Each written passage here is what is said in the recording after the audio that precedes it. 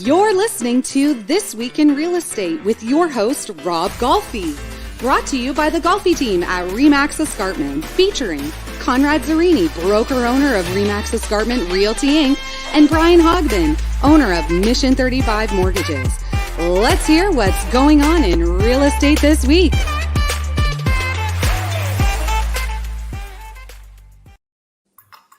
So guys, new time zone, time format, eh? How you guys like this? Get it away from watching some Netflix or what? It's time for my Live Forever tea that Wendy makes me. So I have my tea right now, and right before Lila goes to bed. So that's awesome. I think you said limp forever. Why did you give you that? I'm not taking that, Conrad. I would not be taking that.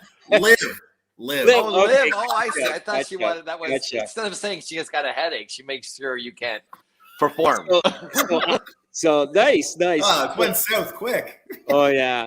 So you're in your kitchen right now, right, Brian? No, I'm in my basement. We got a in-law in the basement, but right now it's turned into Lila's playroom. So I just got stuffies and microphone. I got just showing her apartment when she goes to McMaster, right? yeah, totally. And she better save up because it's not free. So Conrad, you're at your house. Me, I am at I'm in Montreal. I'm in Montreal. Oh, no shit. Okay. No shit. Okay. Yeah. Okay. I just want to let everybody know I don't live here at the office. It just so happens I'm in a seminar, and the seminar is going on in Las Vegas. So I'm in their time zone. So I'm here at the office till 8 o'clock.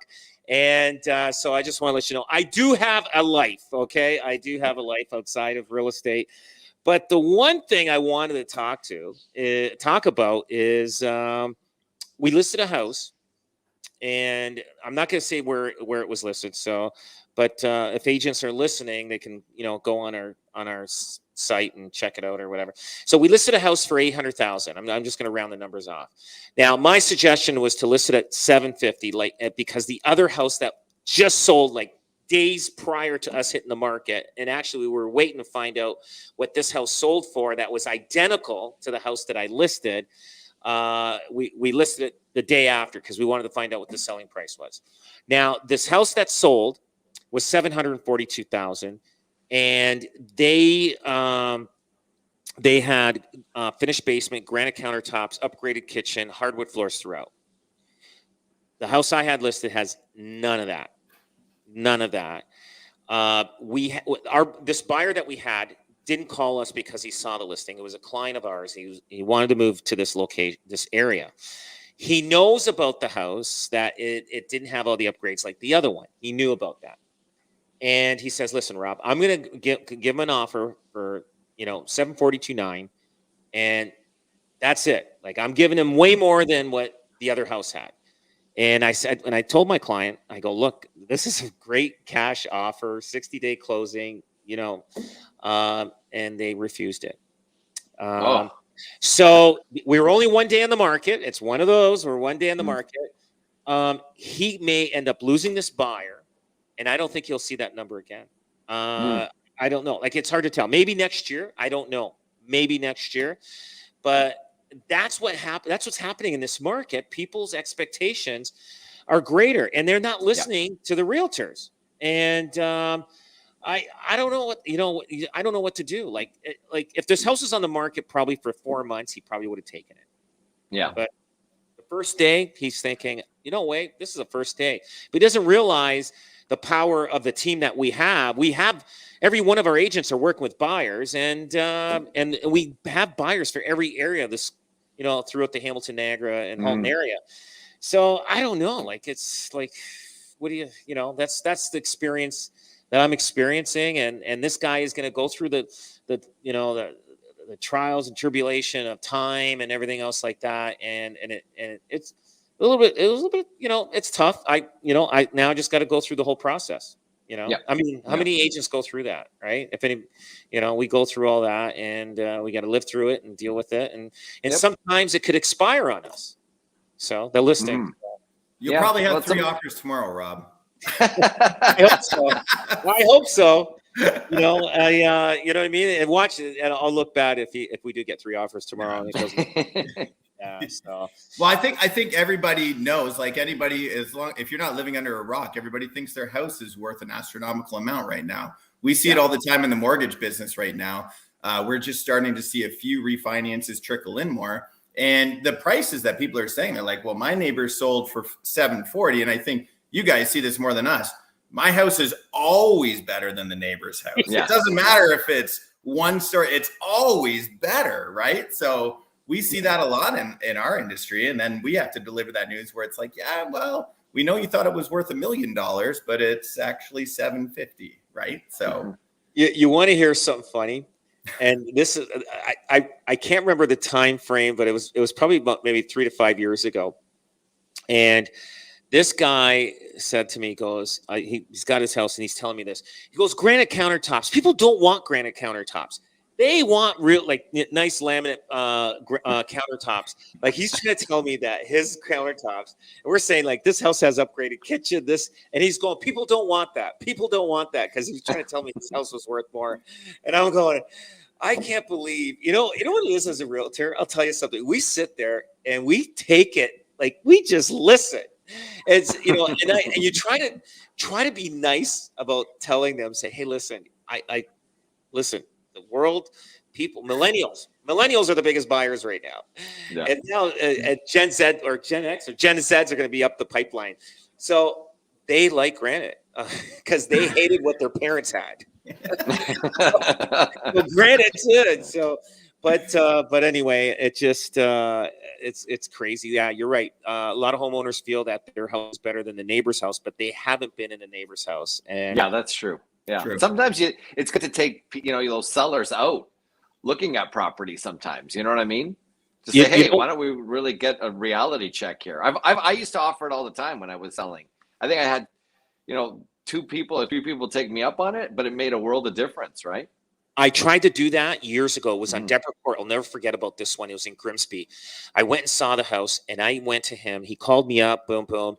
And the son said, yeah, I'll go with Rob. And I gave him a price. I think list at $289.9 or something like that. And he looked at me and he couldn't wait for me to leave. I could tell. And he thought, and he said to me, he goes, I've got the biggest backyard than anybody else here. And I'm going, I understand, but your house, is dated. I said, why don't we take a look at some of the other houses? And so you get an idea. So anyway, I didn't get the listing. They did list with somebody else. And he wanted originally 300, I think 89 or something like that, but it ended up getting listed at 369, and down to 339, and then they're on the second agent now, and then I think the third agent sold it. I didn't get it, but it sold for 280. Wow. A year later, and guess what? And this, what? I love this story. I love this story so much. It sold for $280,000. I think it was over a year later, and this is when the market was climbing. He was looking at buying a brand new house. I can't remember where it was, Lozani built house or something like that. And that house, the same subdivision, I think cost him $30,000-$40,000 more. So if he listened to me, at $289.9, he would probably got $285 to $289.9 full price. Okay, number one. Number two, he would have bought that Lozani house for $30,000 to $40,000 less, because he would have bought it a year early. So it's, what do you do? Like, see what I'm saying? Like, see what what happened to this guy. And well, you listen to the professionals, and I think that comes back tried, tested, and true advice. You listen to people that are in the market all the time, and it's that old cliche. It's not like I hear a lot of people that want to time the market right now, and I think that's the most dangerous thing that you could possibly do. Right. If I've seen people exit the market right now and say, I'm going to wait. Oh my gosh. Please don't. You got to sell and buy right away, because you said you're going to be priced out of the market in 6 to 12 months, the way things are going. So, listening to the professional, listen to Rob, just listen to Rob. And they get your mortgages from Brian, Mission 35. Okay. So anyway, we don't need mortgages anymore if we keep going at this rate. So. That's it. No kidding. So Laneway Housing, Laneway Living. These are houses in the alleyways. These are garages converted into homes. Conrad, we were just talking earlier. You were saying Finally, Hamilton is like getting on the bandwagon. And so I'm reading here that Hamilton has over 800 lanes that span roughly 100 kilometers in Hamilton. That's amazing. Now, I owned some houses like on. I remember one on Chatham Street. I had a garage in the back. Now, Brian, you live in downtown. Do you have a carriage house or a No, but I on Chatham Street. I think we lived in almost the same houses a lot once upon a time, right? So on Chatham,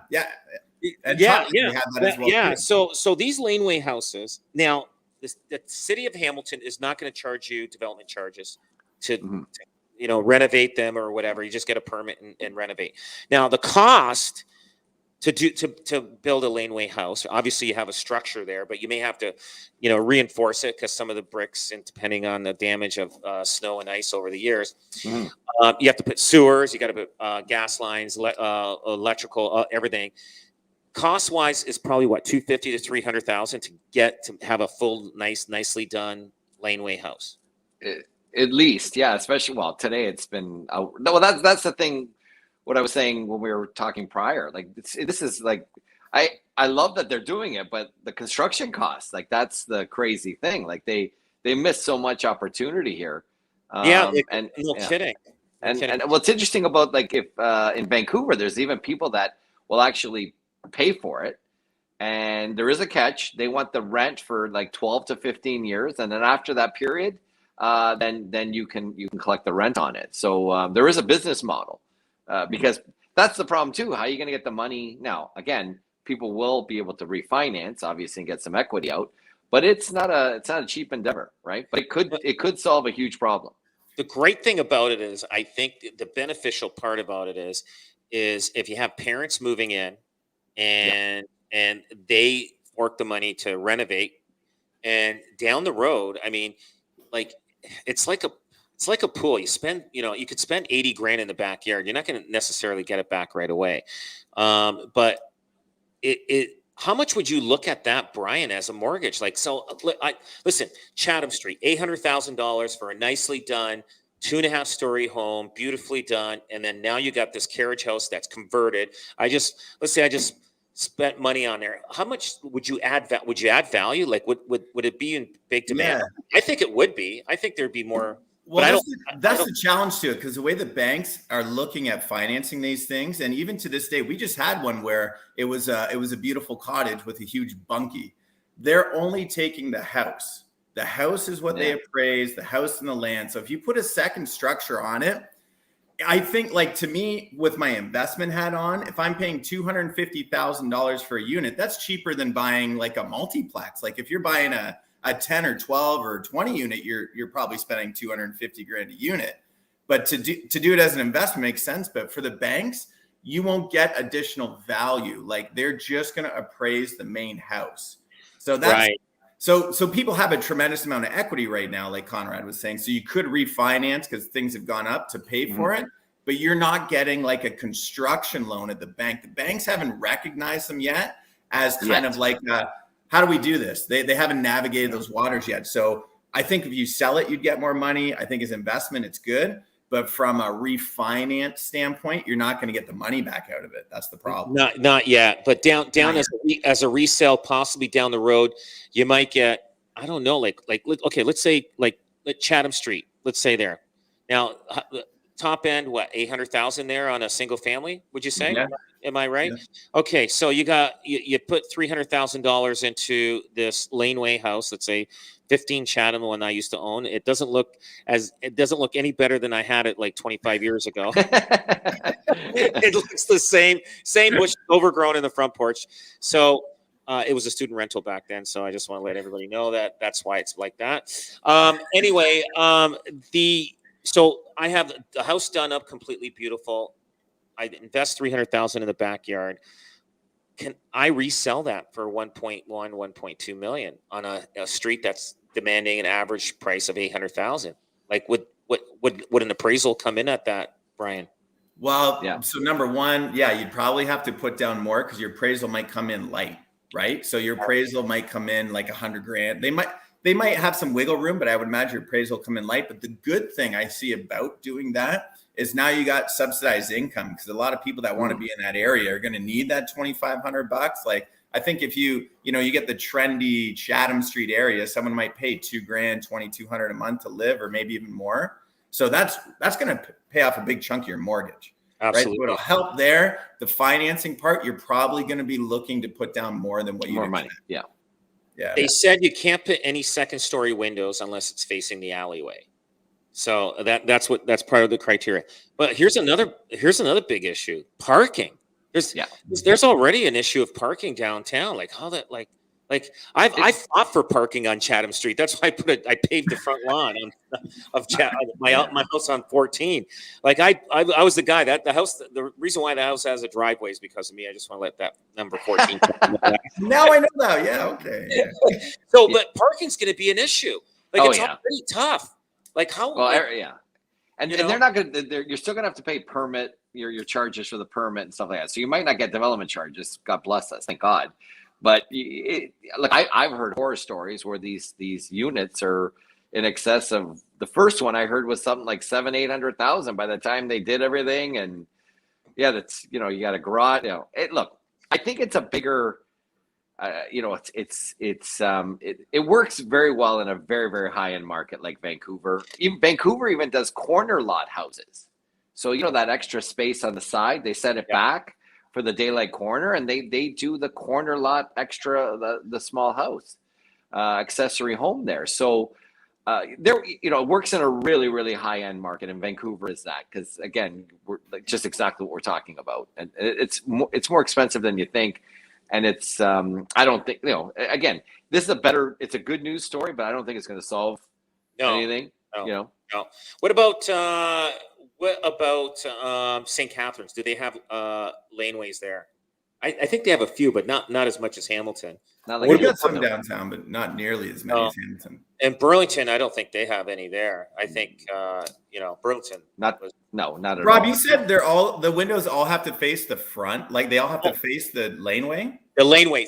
I was reading it. They say second story windows only can face the alleyway, the laneway. If everybody does one, it's going to look like Amsterdam when you're going down there. You're just going to have all these big windows going down the alleyway. That's no kidding. So you can have main floor windows facing the backyard or whatever, but you can't have second story windows, because then you can kind of look in on your neighbor's backyard from there. Even though you can look on your neighbor's backyard in the main house, but I don't know. In the main house anyway, right? Yeah. So anyway, but I don't know, it's a lot of it'll be interesting to see. Right. But so anyway, it's just it's something new. We're going to see more and more of it. And I think there was so many. I can't remember what they said, how many there are in Hamilton already, laneways, but there's a fair amount already being converted in Hamilton. So guys, listen, we're running out of time. I just want to say, you can listen live every week on Facebook at Rob Golfi or the Rob Golfi Team Remax, or Win in Any Market, or on YouTube, the Golfi Team. Thanks. You got Brian Hogbin here with Mission 35 Mortgages. Guys, listen, talk to their team of guys. They're incredible, mission35.com. Conrad Zerini, one of the ultimate best brokers. He's won Best Broker of the Year. I can't remember how many years in the row or what year it is. And last year. There you go. Last year, and then 10 years ago. There you go. 10 years. So thanks. Yeah, that's awesome. And he's a great broker, and I love it because he's like a big brother. It's like me being in grade 9 and he's in grade 12, and he's making sure I follow. I'm introduced to everything, so that's great. That's awesome, guys. Have a great night. Thanks for being on. Take care. Thanks, Rob. Bye-bye.